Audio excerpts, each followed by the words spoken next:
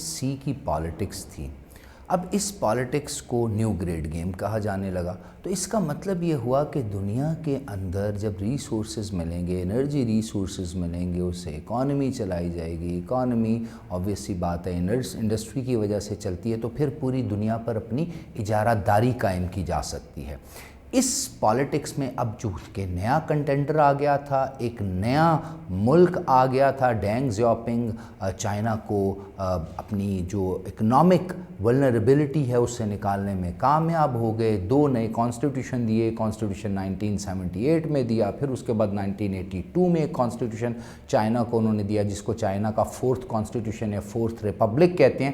Even کہ ڈینگ زیاپنگ نے 1989 اور 1993 پھر 1999 میں 3-4 بڑی امینڈمنٹس بھی کی اور چائنا کو اسٹیٹ لیڈ کیپٹلزم کی طرف لے کے آئے. چائنا میں انڈسٹریلائزیشن کی گئی، چائنا میں فارن ڈائریکٹ انویسٹمنٹ کو جو ہے اٹریکٹ کیا گیا، چائنا میں بہت سے لوگوں کو اسکلڈ لیبر بنایا گیا. اب اس کے ساتھ ساتھ چائنا میں اتنی بڑی ہیوج انڈسٹری ہے، 1 ارب سے زیادہ کی پاپولیشن ہے. آج کے دور میں کوئی 1 ارب 30 کروڑ کے قریب چائنا کی پاپولیشن پہنچ چکی ہے. تو اس کے لیے ریسورسز جنریٹ کرنے کے لیے ان کو مڈل کلاس اور اپر مڈل کلاس اور ہائر کلاس بنانے کے لیے چائنا کی حکومت نے کیپٹلزم کا سہارا لیا. Washington consensus, neo liberal economy, international capitalism in terms کو سوشلسٹ کنٹری ہونے کے باوجود بھی چائنا نے اڈاپٹ کیا. تو آہستہ آہستہ آہستہ آہستہ پچھلے 30-35 سالوں میں چائنا ایک ایمرجنگ اکانومی بن کے سامنے آیا، اور اس اکانومی کو چلانے کے لیے انڈسٹری لگائی گئی، اور انڈسٹری کے لیے چائنا کو چاہیے تھی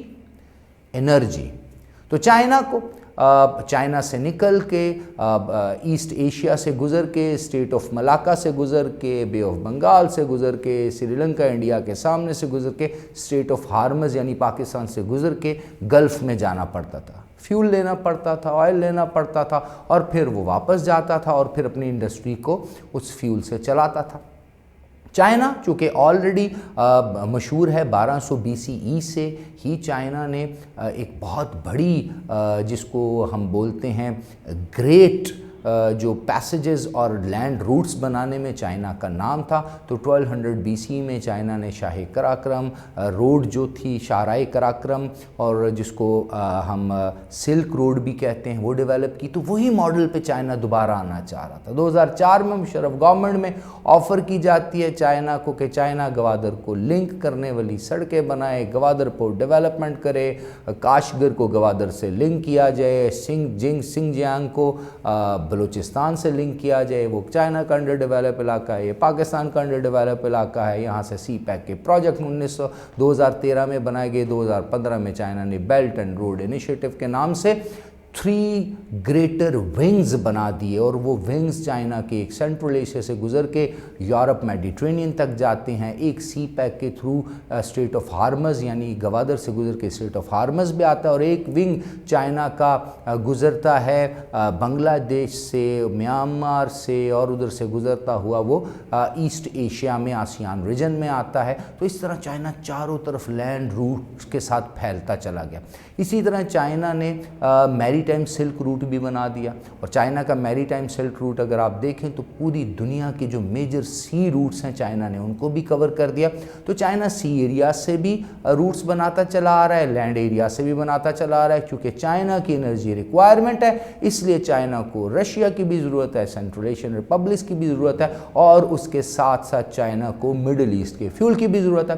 اس کے ساتھ ساتھ چائنا پورٹ ڈیولپ کر رہا ہے، چائنا ملکوں کے ساتھ اپنی ٹیکنالوجی شیئر کر رہا ہے. تو ان تمام معاملات کو ان نٹ شیل اگر دیکھا جائے تو آج کے دور میں امریکہ کو بہت سے چیلنجز درپیش ہو گئے. امریکہ چونکہ بیسیکلی موجود رہا جنگوں میں، انوالو رہا جنگوں میں، چاہے مڈل ایسٹ کی جنگیں ہوں، چاہے ویتنام کی جنگ ہو، چاہے نارتھ ساؤتھ کوریا کا پرابلم ہو، چاہے وار آن ٹیرر ہو افغانستان کے اندر، چاہے اس سے پہلے افغان جہاد ہو، چاہے سیرین کرائسس ہو، چاہے عراق وار ہو. تو امریکہ پچھلے 40-45-50 سال سے جنگوں میں بھی انوالو رہا. اور امریکن پالیسی ہے destruction and redevelopment, Chinese policy ہے cooperation, economic alliances and development. China different model پہ چل رہا تھا. پچھلے 10 سال سے جب پیوٹن نے طاقت روس کے اندر سنبھالنا شروع کی، ایمرج کرنا شروع کیے، تو انہوں نے اپنے ارد گرد کے ممالک کے ساتھ بھی تعلقات بہتر کیے۔ ایون کہ ہم دیکھتے ہیں کہ 2001-2002 میں شنگھائی 5 جو 1996 میں بنی تھی، وہ شنگھائی کارپوریشن آرگنائزیشن بن گئی، اور پھر 2005 میں ریجنل اینٹی ٹیررزم سٹرکچرز بن گئے۔ شنگھائی کارپوریشن آرگنائزیشن نے اپنا ایک انر بلاک بنا لیا، اس کو ویسٹ اینٹی نیٹو بلاک بھی کہتا تھا۔ تو اگر آپ اکانومی میں دیکھیں، ڈیولپمنٹ میں دیکھیں، اور ڈیفنس اور اسٹریٹجک اسٹڈیز میں دیکھیں، تو ہر طرح سے یہ جو پورشن ہے ایشیا کا، جس میں چائنا، رشیا لیڈ کر رہے ہیں، یہ چیلنج کرتا چلا آ رہا ہے امریکن ورلڈ آرڈر کو۔ امریکہ نے اس کا توڑ نکالنے کے لیے ٹرانس پیسیفک پارٹنرشپ بنائی ایشیا پیسیفک میں۔ لیٹر آن اوباما کا جب سیکنڈ ٹرم چل رہی تھی، ایشیا کی گرینڈ پیوٹ پالیسی اناؤنس کی گئی، کوارڈ بنایا گیا، 2021 میں آکس بنایا گیا، ابھی 2022 میں I2U2 بنایا گیا۔ یہ تمام کے تمام اگر الائنسز دیکھا جائے تو یہ چائنا کی کنٹینمنٹ پالیسی ہیں، لیکن اسی اثناء میں ایگریشن، جو رشین ایگریشن تھا، پیوٹن کا ایگریشن تھا، وہ ہمیں کریمیا میں نظر آتا ہے، لوہانسک میں نظر آتا ہے، ڈونباس میں نظر آتا ہے۔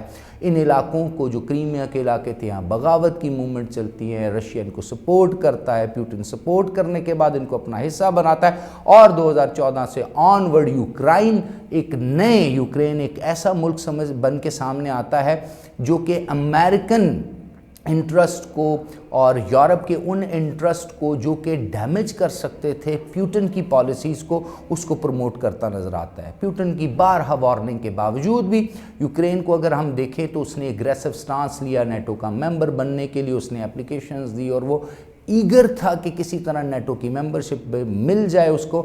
جو امریکن پالیسیز تھی، جو کہ پھر کنٹینمنٹ آف رشیا بھی ہو سکتی تھی، چائنا بھی ہو سکتی تھی، پیوٹن نے پچھلے سال اس بات کو ایگریشن اور اپنے خلاف ایک ایسا محاذ تسلیم کیا جس سے جو رشیا کی نیشنل سیکیورٹی ہے وہ کمپرومائز ہو سکتی ہے۔ بالکل ایسے جس طرح 9/11 کے بعد امریکہ نے افغانستان پہ حملہ کر دیا، ویپن آف میس ڈسٹرکشن کے نام پہ عراق پہ حملہ کر دیا، پیوٹن نے بھی یوکرین کو وارننگز پہ وارننگز دی، اور آخر کار پچھلے سال پیوٹن نے ایک وار ویج کر دی یوکرین کے خلاف۔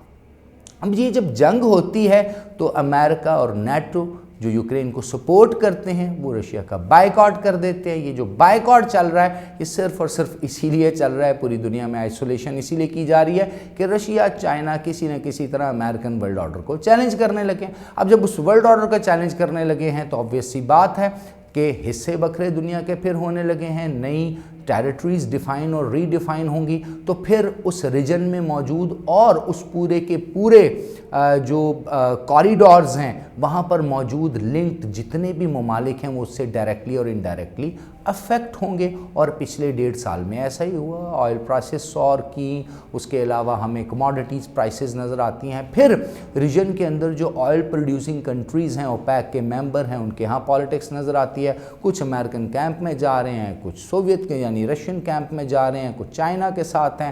اسی طرح پاکستان میں بھی آپ کو بہت سی ایسی ایکٹیویٹیز نظر آئیں۔ پوری دنیا میں جو ہے اس وقت ہائی انفلیشن ریٹ ہے، فوڈ آئٹمز میں ہائی انفلیشن ہے، اس کے ساتھ ساتھ آپ کی ڈیلی یوزڈ کموڈیٹیز میں ہے، پیٹرول میں ہے، انڈسٹری مہنگی پروڈکشن کر رہی ہے۔ 1-2 سال پہلے ہم کورونا پینڈیمک، گلوبل پینڈیمک سے بھی پوری طرح سے باہر نہیں آئے تھے کہ ایک اور کرائسس میں پوری دنیا پڑ گئی۔ اب اس کرائسس میں، اس گلوبل آئل پالیٹکس میں کیا ہو رہا ہے؟ آج کی تازہ ترین کے مطابق سعودیہ جو ہے وہ آئل کی پروڈکشن زیادہ نہیں کرنا چاہ رہا، جو کہ امریکہ کی ڈیمانڈ ہے کہ سعودیہ بہت زیادہ آئل پروڈیوس کرے۔ جب سعودیہ بہت زیادہ آئل پروڈیوس کرے گا تو رشیا کی نارڈ سٹریم 1 بند کرنے کی وجہ سے، یوکرین اور بیلاروس سے جاتی ہوئی گیس پائپ لائنز بند کرنے کی وجہ سے جو یورپ کو ڈیمیج ہو رہا ہے اس کو کافی حد تک اس ڈیمیج کو کنٹرول کیا جا سکتا ہے اور یورپ کو سپورٹ کی جا سکتی ہے۔ لیکن اگر سعودیہ، ایران اور باقی مسلم ممالک اتنا آئل پروڈیوس نہیں کرتے تو پھر یورپ کرائسس میں آئے گا، اور امریکن کی پالیسیز جتنی بھی ہیں وہ ویک ہونا شروع ہو جائیں گی، اور پیوٹن جو ہے وہ سٹرونگ ہونا شروع ہو جائے گا، اور اس طرح سے یہ پالیٹکس آگے کی طرف بڑھنا شروع ہو جائے گی۔ اسٹوڈنٹس یاد رکھیے گا، گلوبل میجر کنٹینڈر جو ہوتے ہیں، میجر گلوبل جو پولیٹیکل पावर्स जो होती हैं, इकोनॉमिक पावर्स जो होती हैं, वही दुनिया को शेप और रीशेप करती हैं। उन्हीं के कंपटीशन और उन्हीं के कॉन्फ्लिक्ट और उन्हीं की अलाइंसेस और री अलाइंसेस की वजह से दुनिया में कोल्ड वॉर्स, वर्ल्ड वार्स होती हैं।